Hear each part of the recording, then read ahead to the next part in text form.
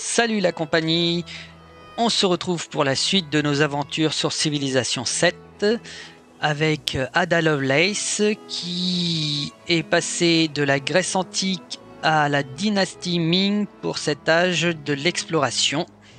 Donc on continue sans plus tarder.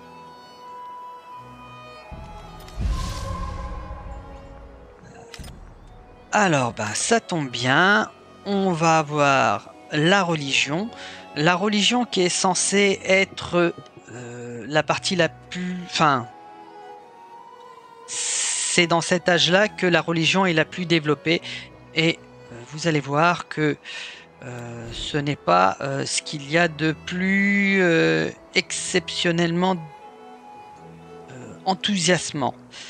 Donc je vais choisir ça et on va lui trouver un nom sympathique.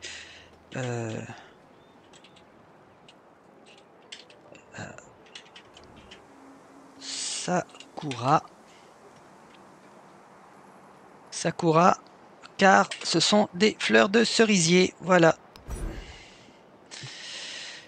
Alors, choisir, donc voilà, on a tout un tas de solutions. Je vous laisse mettre la pause si vous avez besoin. Personnellement, je prends ceci. Car franchement, c'est inutile au possible la religion, à part pour quelques petits bonus. Alors, hop, je remonte, voilà. Je vous laisse lire et éventuellement faire pause si vous avez besoin.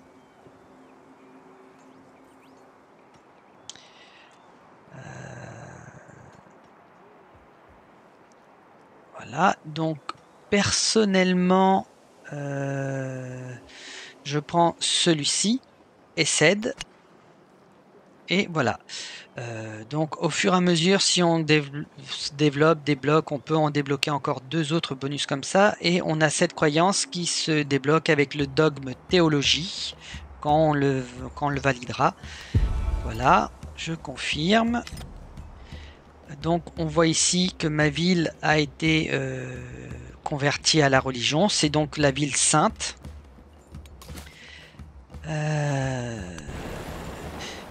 Et là, on va voir. Donc, j'ai un missionnaire. Je vais lancer la construction d'un missionnaire. Et il va, une fois qu'il sera formé, je vais l'envoyer dans mes villes. Il va transformer, il va convertir mes communes. Et voilà. Et il suffit que Himiko développe sa religion, elle envoie un de ses missionnaires dans ma ville, il convertit ma ville. Je n'ai jusqu'à présent pas trouvé le moyen d'arrêter les missionnaires des autres civilisations. Et même en période de guerre, on ne peut pas tuer les missionnaires de nos ennemis ou de nos adversaires.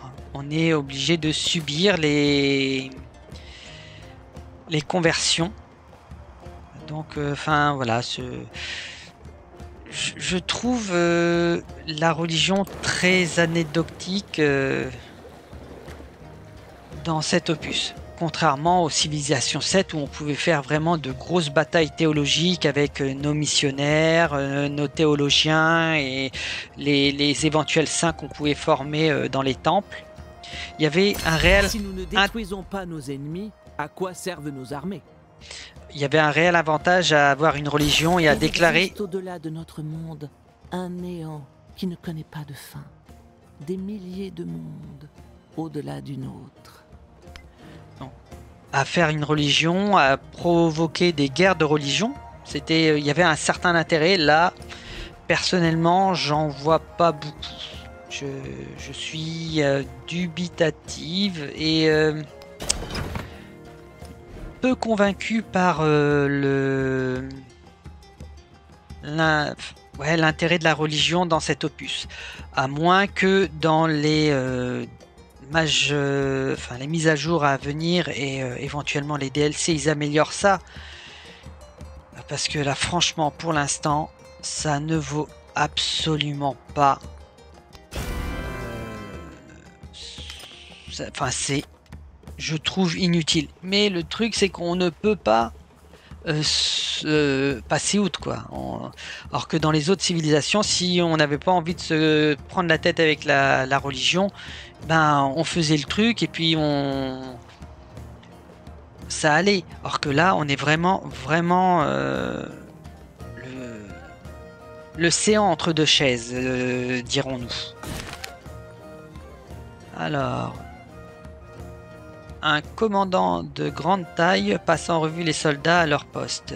Ils défendent la précieuse grande muraille, symbole de puissance des Ming, et ne quitteront pas leur poste même dans les pires circonstances. Promotion gratuite de commandant, ok.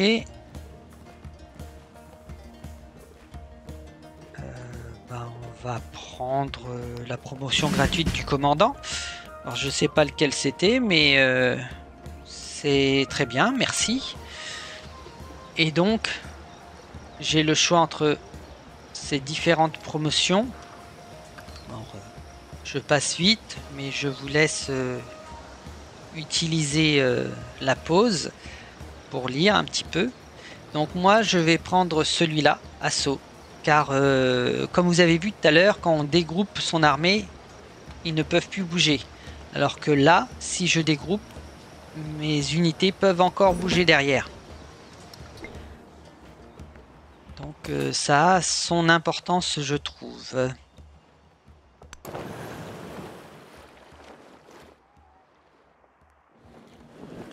Donc là, je vais renvoyer mon bateau vers le nord pour explorer un petit peu la zone et peut-être même passer de l'autre côté pour commencer à découvrir un peu les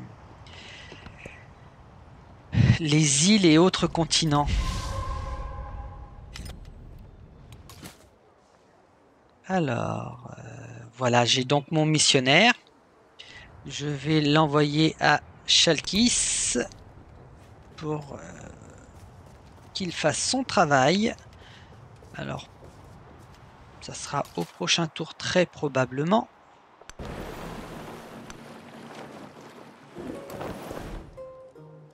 Alors, oh, l'observatoire, plus 10. Alors, où est-ce que... C'est ici, ici à la place de la caserne. Très bien, allez, voilà.